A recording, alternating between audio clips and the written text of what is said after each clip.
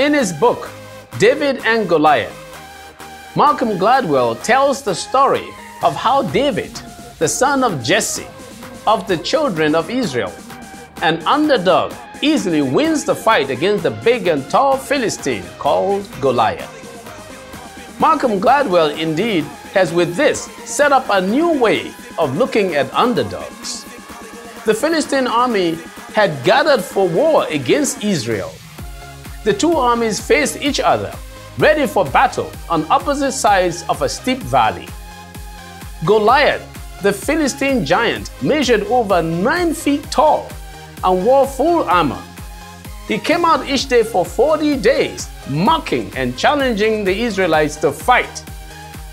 Saul, the king of Israel, and his whole army were literally cowed and terrified by Goliath.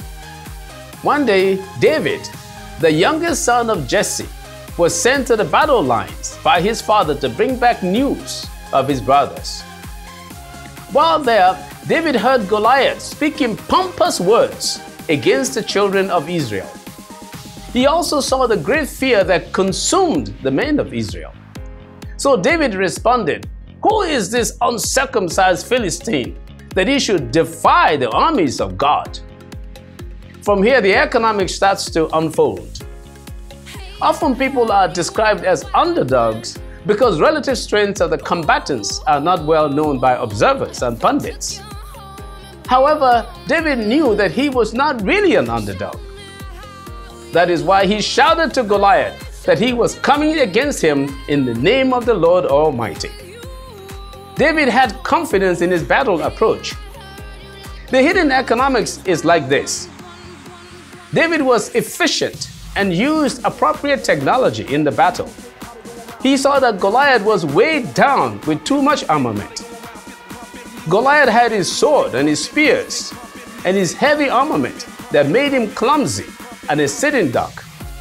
This was inappropriate war technology for the weapons that David had for the battle.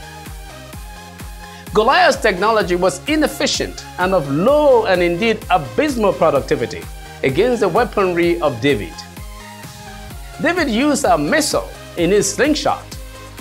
Goliath was waiting for David to come to him. But David had other ideas unknown to Goliath and even to the children of Israel. Economics is the study of choices and results. Goliath, upon seeing that David did not come to him, should have explored other choices, but he did not.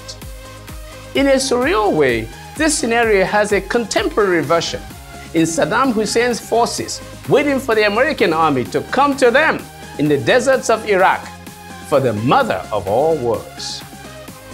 Instead, the Americans used Tomahawk missiles fired from the sea to pulverize Saddam Hussein's defenses. The armies never met face to face. It shows the superiority of technology, skill, wisdom, and leadership. David's weaponry productivity was very high. Very little effort with a deadly impact. In the end, it all comes down to this. David had employed skill, appropriate technology, efficiency, and high productivity compared to Goliath. So sometimes what makes you an underdog can fool your dominant opponent to fail to explore any hidden superiority you may actually have. Everybody has his own Goliath. With the appropriate technology, passion, and commitment, you, the underdog, can actually win.